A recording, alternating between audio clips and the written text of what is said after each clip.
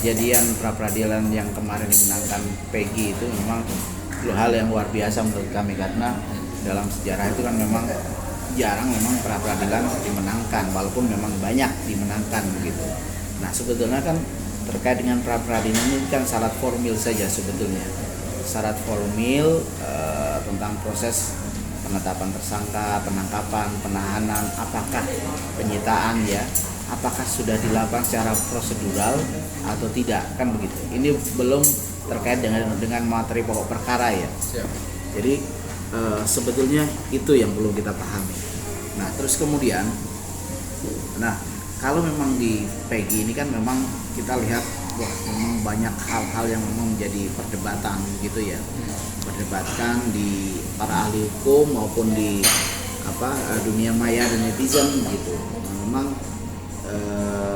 ini bisa kita lihat bahwa memang jelas terjadi banyak kejanggalannya begitu ya. Artinya prosedur yang ditempuh oleh penyidik memang ini rawan cacat terhadap proses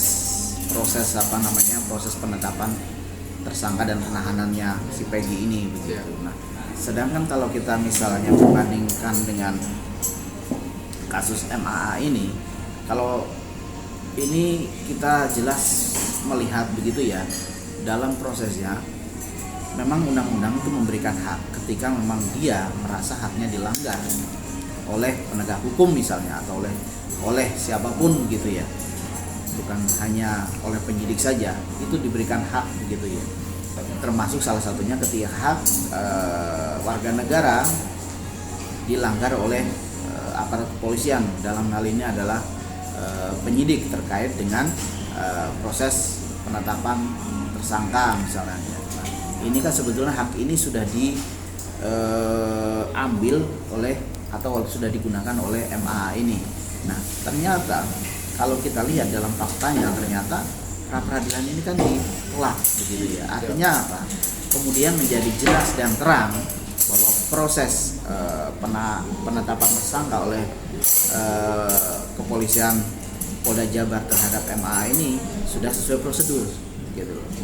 Ya, sudah sesuai dengan prosedur begitu. Nah, sebetulnya hal ini menarik sekali untuk kita kaji sebetulnya kalau kita misalnya memperbandingkan ini begitu, karena memang MA ini kan sudah jelas ketika tadi misalnya kita melihat di persidangan sudah jelas sekali peran mereka itu seperti apa. Itu diuraikan oleh jaksa penuntut umum secara detail sekali, peran mereka itu seperti apa, peran dari Abi itu apa, Arik itu apa, Mimin itu apa, dan siapa saja saksi yang melihat terhadap perbuatan mereka pada tanggal 18 itu jelas sekali diuraikan gitu. Sehingga dengan demikian misalnya ini paralel sekali ketika proses administrasi atau proses penetapan tersangka ini sudah sesuai dengan prosedur, dan kemudian pada saat tadi dibacakan tuntutan terhadap terdakwa dan diuraikan secara detail, jelas dan tegas oleh jaksa penuntut umum, sehingga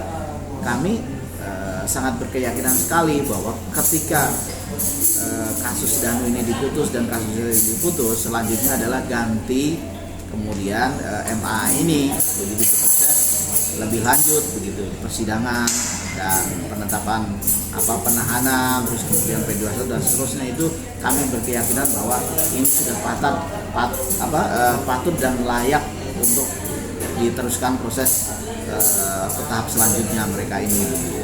Sebetulnya tersangka atau terdakwa itu kan mereka punya hak ingkar ya kan. Artinya ketika dia berbohong itu juga tidak ada sanksi hukumnya. Beda halnya ketika dia menjadi saksi gitu. Nah itu ada sanksi hukumnya yang jelas dan tegas. Ketika seorang berbohong gitu dalam keterangan, itu ada sanksi hukumnya 7 tahun yang mengancamnya gitu. Nah memang kalau kita lihat ya dalam persidangan kemarin itu memang ada beberapa orang yang memang melihat ya posisi siapa, terutama si Abi ya.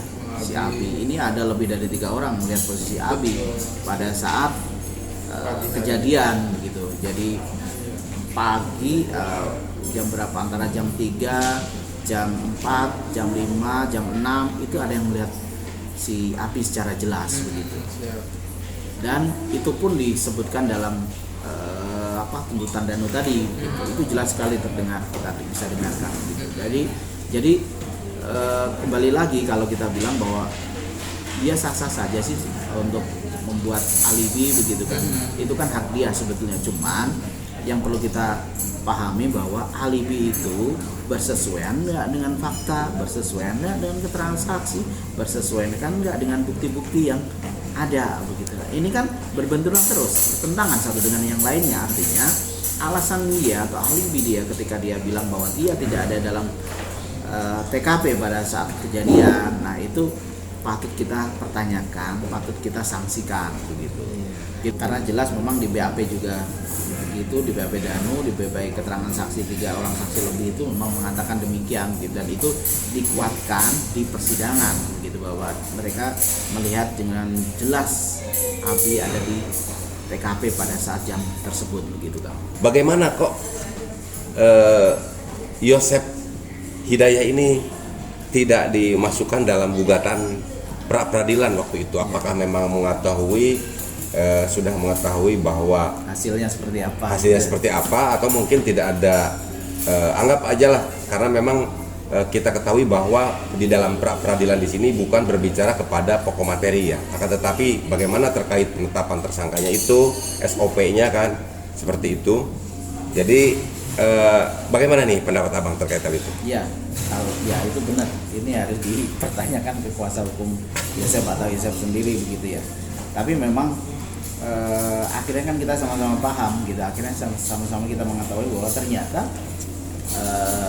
apa yang dilakukan oleh penyidik terhadap kasus Yosep ini sudah benar, sudah sesuai dengan prosedur.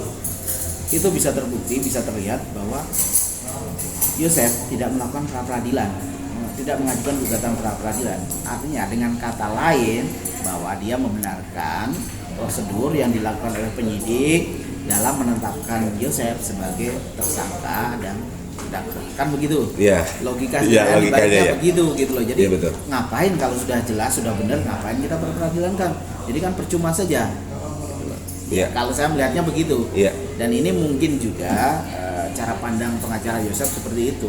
Ini prosedur sudah betul kok, ngapain digugat pra peradilan gitu. Iya. Cuman capek-capek energi saja, capek-capek waktu, capek-capek mungkin biaya begitu. Jadi karena sudah betul prosedur yang diatur, yang ditempuh oleh penyidik dalam menetapkan Yosep sebagai tersangka, jadi tidak perlu lagi diajukan gugatan pra peradilan.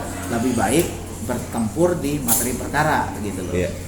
Nah, tapi ya ini tadi balik lagi, ketika dia sudah bertempur di materi perkara, ternyata eksepsinya ditolak, gitu kan? Eksepsinya ditolak. Ini menunjukkan bahwa prosedurnya juga sudah betul sebetulnya. Tinggal bicara materi hukum. Nah, materi hukum ini nanti kita lihat dalam pledoi dia pada tanggal 11 ya kalau tidak salah ya. Pada tanggal 11 nanti kita lihat gitu. Jadi prosedur sudah, dengan kata lain bahwa kenapa dia tidak mengajukan pra peradilan, prosedur yang ditempuh oleh Polda dalam menetapkan dia sebagai tersangka sudah tepat gitu, sehingga tidak perlu dilakukan gugatan pra peradilan gitu.